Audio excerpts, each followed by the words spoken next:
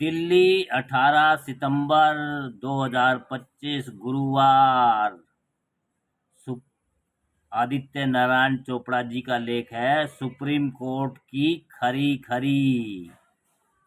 भारत के लोकतंत्र को सर्वदा लोकान्मुखी बनाए रखने के लिए ही हमारे संविधान निर्माता ने चुनाव आयोग का गठन किया था और इससे सरकार का अंग न बनाकर स्वतंत्र सत्ता सौंपी।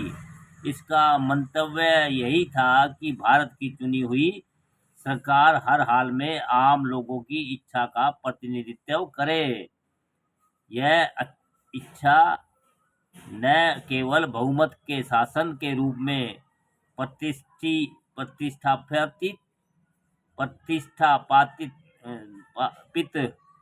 होनी चाहिए, बल्कि अल्पमत में रहने वाली राजनीतिक दलों की भी इसमें पूरी भागीदारी हो। इसके लिए हमारे संविधान निर्माता ने संसदीय प्रणाली को अपनाया, जिसमें सरकारें अल्पमत की बराबर की भागीदारी के साथ ही चलती है।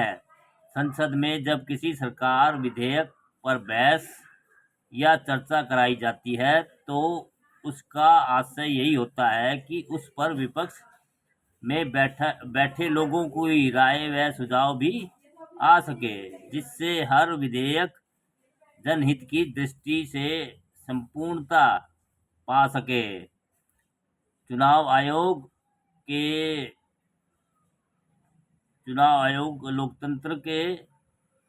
लोकतंत्र की यही आधार भूमि बनाकर सौंपता है तथा तय करता है कि भारत के प्रत्येक वयस्क मतदाता की इसमें शिरकत उसे मिले एक वोट के अधिकार के माध्यम से हो। भारत के लोकतंत्र में इस एक वोट के अधिकार की बहुत बड़ी कीमत होती है, बल्कि यह अमूल्य होती है, क्योंकि इसी की मार्फत भारत का सामान्य नागरिक लोकतांत्रिक व्यवस्था का मालिक बनता है। इस अधिकार की रक्षा करने का दायित्व चुनाव आयोग को सौंपा गया। अतः 18 वर्ष की आयु प्राप्त कर लेने वाले हर भारतीय नागरिक को मतदाता बनने का अधिकार चुनाव आयोग के पास होता है, परंतु यह अधिकार समावेशी नजरिए के साथ इस प्रकार लागू होना चाहिए कि भारत का कोई भी वैध नागरिक इस अधिकार से वंचित न रहे।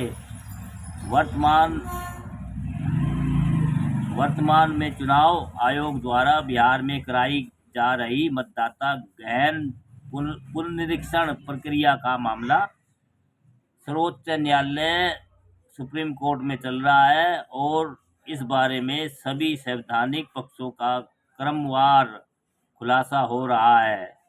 सबसे बड़ा सवाल यह है कि चुनाव आयोग हर भारतीय वयस्क नागरिक को मतदाता का दर्जा दे और इससे कोई भी व्यक्ति बाहर न होने पाए।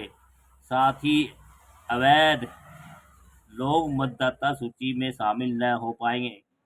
यह कार्य जरा भी दुष्कर नहीं है। 1952 के स्वतंत्र भारत के पहले आम चुनाव में आयोग यह कार्य करता आ रहा है। इसके काम में कुछ खामियां भी रही होंगी, मगर आमतौर पर भारत के नागरिक उसके कामकाज से संतुष्ट रहे हैं। मतदाता सूची बनाने का काम चुनाव आयोग लोकमित्र बनकर ही करता है और लोगों को प्रेरणा देता है कि वे अपने इस अधिकार के अधिकारी बनकर भारत के लोकतंत्र को मजबूत करें और अधिक से अधिक संख्या में मतदान में हिस्सा ले। मतदान सूचियों की पारदर्शिता बनाने की गर्ज से ही चुनाव आयोग ने 90 के दशक में प्रत्येक मतदाता को वोट पहचान पत्र जारी करने की परंपरा शुरू की, जो बहुत सफल रही, क्योंकि इसमें मतदाता की फोटो लगी होती है और उसका पूरा नाम पता होता है। मगर इसके बावजूद मतदाता सूची में दोहरीकरण की समस्या भी विद्यमान रही। साथ ही यह संसार छोड़कर जाने वाले मतदाताओं के नाम काटने में गफलत पाई गई। चुनाव आयोग इसी त्रुटि को दूर करने के लिए मतदाता सूची का गहन पुनरीक्षण कर रहा है, मगर इसमें इसमें इसने शुरू में जो शर्तें लगाई उन्हें लेकर पूरे भारत में भारी विवाद पैदा हुआ और मामला सर्वोच्च न्यायालय तक जा पहुंचा।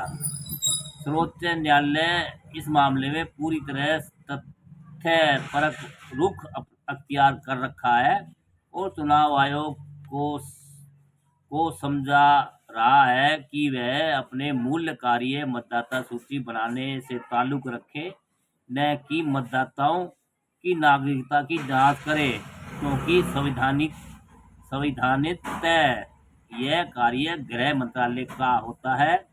इसी वजह से सर्वोच्च न्यायालय ने आदेश दिया है कि जिस वयस्क नागरिक के पास भी आधार कार्ड है उसका नाम मतदाता सूची में दर्ज किया जाए, वह भारत का नागरिक हो, इसकी गारंटी गृह मंत्रालय देगा। जाहिर है कि कोई भी ऐसा व्यक्ति जो भारत का नागरिक नहीं है मतदाता नहीं बन सकता है, परंतु मतदाता की नागरिकता को चुनौती देने का काम राज्य का है?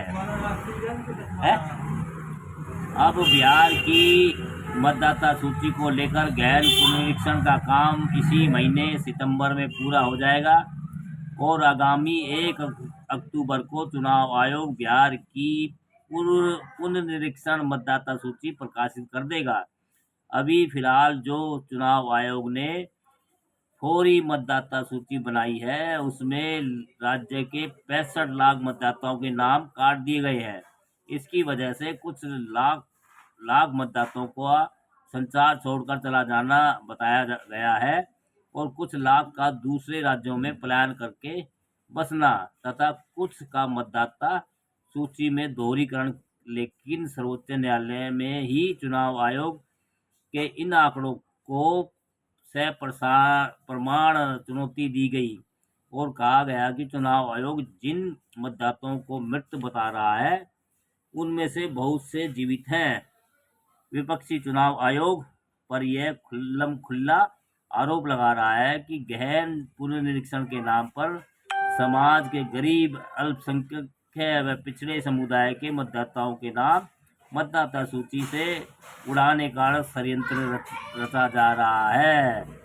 यह आरोप निश्चित रूप से बहुत गंभीर है, क्योंकि हमारे संविधान निर्माता ने भारत के हर नागरिक को बिना किसी भेदभाव के एक वोट का अधिकार दिया था। डॉक्टर भीमराव अंबेडकर जी ने भारत में टाटा बिरला के वोट की भी कीमत वही है जो किसी छप्पर में रहने वाले मजदूर के वोट की। इसलिए यह वोट अमूल्य कहा जाता है।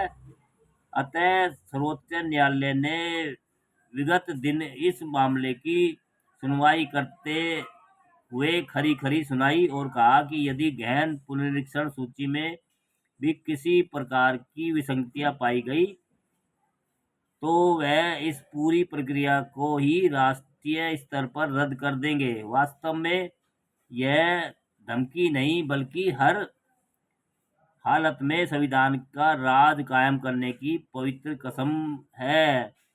भारत में संविधान का राज तभी कायम होगा जब इसके हर नागरिक को मिले राजनीतिक स्वतंत्रता व बराबरी के अधिकार का अक्षरशः पालन होगा। अतः चुनाव आयोग को यह तय करना होगा वह भारत के हर जायज नागरिक को मतदाता सूची में दाखिल करे। लेकिन आम जनता की राय ये भी है कि सर्वोच्च न्यायालय भैया इस ईवीएम मशीन को भी बंद करने के लिए कोई कार्रवाई करे या कोई नियम बनाए और लोगों को बैलेट पेपर से वोट डालने का दोबारा से प्रोग्राम बनाए, क्योंकि ये जो संसद में अभी उपराष्ट्रपति के चुनाव हुए हैं या जो भी चुनाव होते हैं, तो वो वहाँ तो बैलेट से होते हैं, वहाँ ईवीएम से क्यों नहीं होते? और आम जनता को ईवीएम में, भाई भारत की जनता अनपढ़ है, बहुत से भाई जिनको पढ़ना लिखना नहीं आता, मजदूर तबका है, पिछड़े हैं, आदिवासी हैं, दलित हैं, जो अनपढ़ लोग हैं, उनको मशीन क्या कुछ पता ही नहीं है, तो ईवीएम मशीन पे उनको वोट डलवाते हैं। तो भैया वो उनको वोट अपने आप तो वो बैलेट से डाल रहे हैं। नेता लोग संसद में उपराष्ट्रपति के चुनाव हुआ या जो भी चुनाव होता है तो बैलेट से डालते हैं। आम जनता को ईवीएम में क्यों उलझाया हुआ है, ये भी लोगों का सवाल है। आइए दोस्तों, बहुत बढ़िया लेख है और भैया इससे अच्छी जानकारी मिलेगी सुप्रीम कोर्ट की खरी खरी। और हमारी वीडियो और लेख अच्छी लगती है तो लाइक कमेंट शेयर भी करते रहिए दोस्तों।